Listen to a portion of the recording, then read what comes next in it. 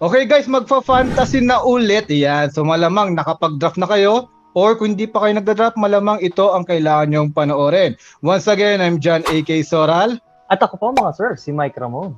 At welcome to The The Bench Bench Warmers! Warmers! So yung Brad, no? Tinino ko yung article lang, Yahoo Fantasy, marami na nag-draft. May parang ranking na sila ng mga average draft dun eh. Yan natin kung mag-a-agree ba tayo sa karamihan ng tao o magpapaka-underdog na naman tayo. Okay, yan. Siyempre, importante to yung draft 1 eh. Diyan magiging make or break, di ba? Sa mga fantasy nyo, kung medyo olas na naging unang round mo sa draft, ano mangyayari? Di ba olas, di ba pre? Tama pre, tama. Agree ako dyan. Minsan yung first pick, yun ang nagdadala talaga sa team eh. So, malaking bagay talaga. Yung tsaka syempre, di ba first pick, alam ka naman sayangin yung first pick mo. Kaya dapat medyo matalino ka ng konti dyan.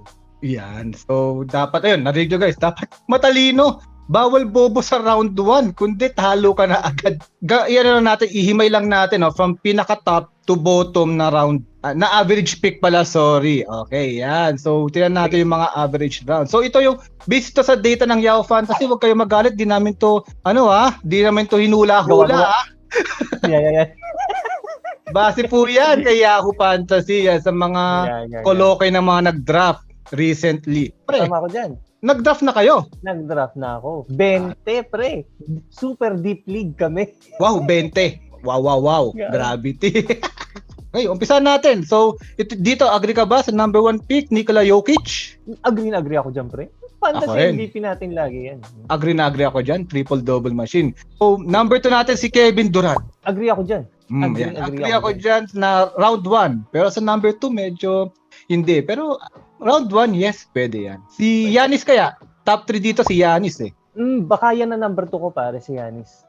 Same tayo, actually. Dapat yan ang number 2 ko si Giannis. So, number 4 dito si Joel Embiid. Yan, pwede. No? Agree ako dyan. Agree, dapat naman yun. So, susod dito, ginawa na number 5 si Luka Doncic. Agree ako na nasa round 1, pero para sa akin medyo mataas si Luka Doncic sa number 5. Kasi maganda pero mababa talaga ang free throw tsaka turnover. Kaya, medyo masakit yun. So, susod dito si Trae Young. Round 1 daw siya at number 6. Keeper ko yan. Oh, keeper mo. Kaya pala may bias ka, pre. Keeper ko yan. Pero, siguro para sa akin, medyo mataas din yung number 6. Pero, definitely, pasok sa round 1 yan. Yeah, same tayo dyan.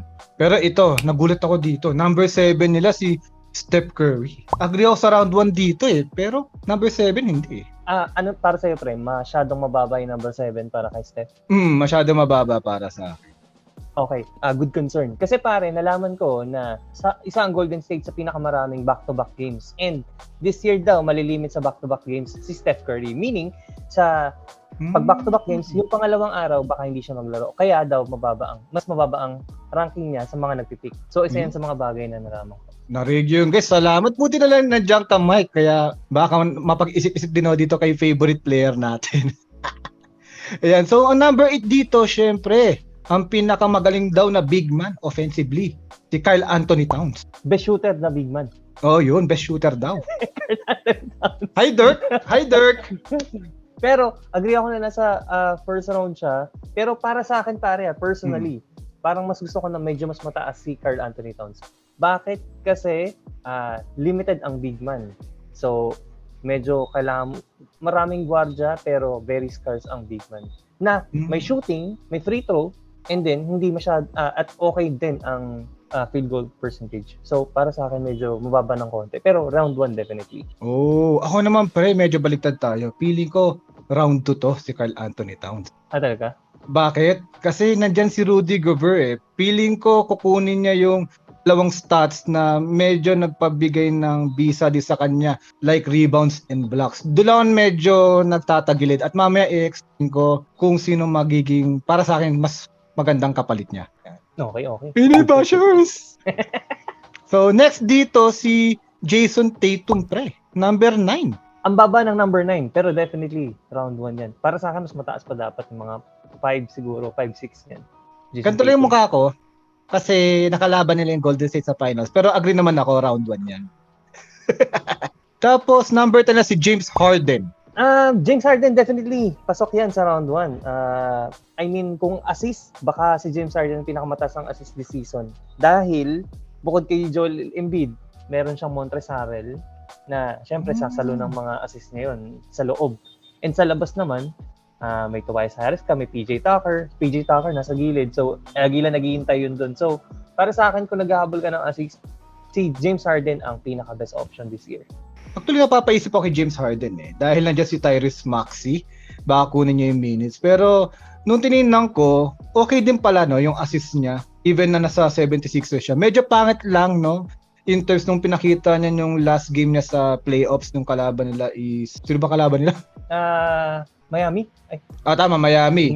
Medyo pangit yung ginawa ni Harden doon. Kaya siguro nagkaroon ako ng bias sa utak ko na maaaring hindi siya deserve sa round 1. Pero stats-wise guys, statistics po pinag-uusapan natin.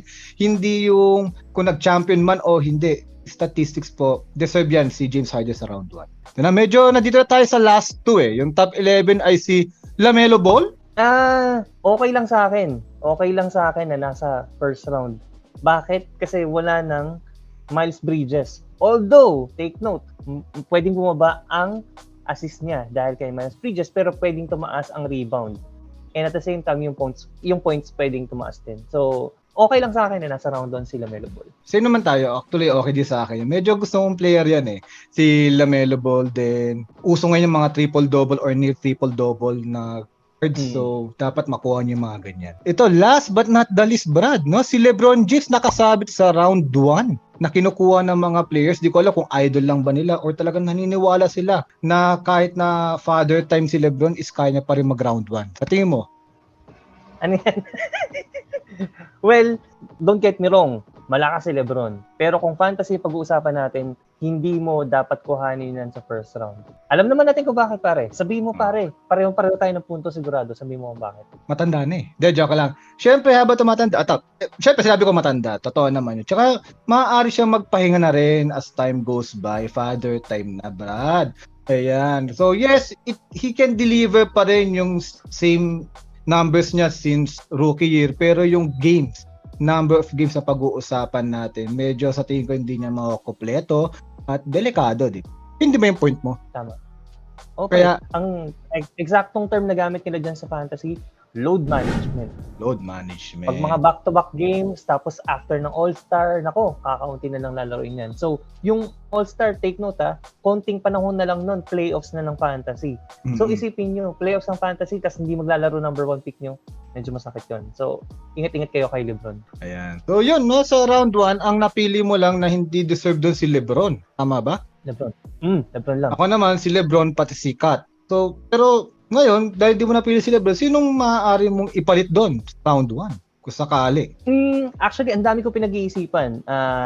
Kasi nung nag-pick kami doon sa 20, nagulat ako, mga first rounder. Nagulat ako, Haliburton, number 8, number 9, ganyan. Pare, paborito ko yun, di ba? So, alam mo yun, ang taas masyado. Pero kung ako tatanungin, ang daming choices. Pero pupunta ako kay Devin Booker. Bakit? Kasi kompleto naman si Devin Booker, although hindi siya sobrang, alam mo yun, sobrang exciting na player. Pero kung stats-wise, okay si Devin Booker, may free throw ka, hindi bagsak ang field goal percentage mo kahit meron kang 3 points. May konti kang rebound, may konti kang assist, may konti kang steal, pero wala kang turnover. And itong importante, maganda ang schedule ng Phoenix Suns, lalo na pagdating ng playoffs. So, turn ako bigla ng konti kay Devin Booker, tsaka kay DeJounte Murray, isa pa rin yan. Pero mas nag-lean towards ako kay Devin Booker kasi syempre mukhang siya magdadala ng Phoenix Suns. So, para sa akin, Devin Booker instead na LeBron James. Ang ganda ng point mo. So, ako dalawa yung medyo ipapasok ko sa round 1. Yung isa, medyo magiging controversial ako dahil kay Karl Anthony Towns. So, kung ako pipili ng big man na maaari so, mas pipiliin ko para sa akin si Sabonis. Yan. Maganda yung ginawa niya sa FIBA Europe recently. At napalitan na actually yung coach nila si Mike Brown. So, ina-expect ko na maaari sila mag-small ball. And ang medyo expectation ko, tapos work out yung 3 points niya.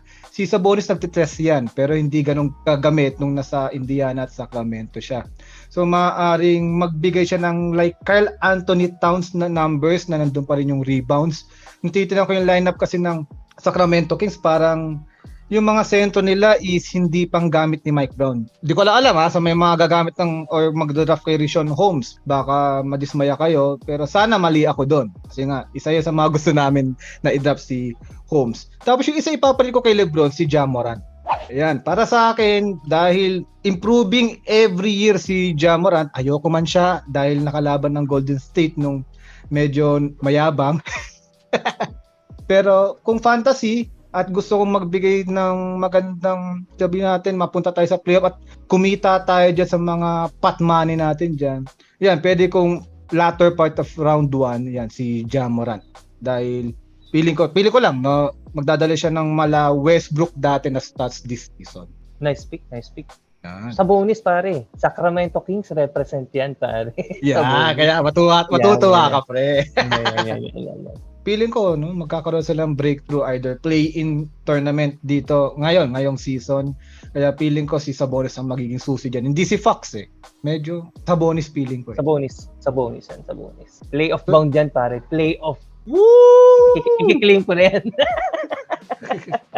Ayan. So, yun. No, tanong natin mga audience kung ano sa tingin nila. Mayroon ba tayong nakalimutan na maaari lang isingit dyan or tama lang yung karamihan ng tao na nagda-drop sa Yahoo Fantasy at tayong dalawang mali. Okay, yeah, comment down below. Gagawin namin, as usual, ng mga shorts, yung mga comment nyo. At syempre, huwag nyo kalimutan mag-subscribe sa YouTube channel natin, sa TikTok ni Mike Ramon, pati sa TikTok ko, at sa mga socials natin. Okay, once again, I'm John A.K. Soral. At ako po, mga sir, si Mike Ramon. And good Night. night.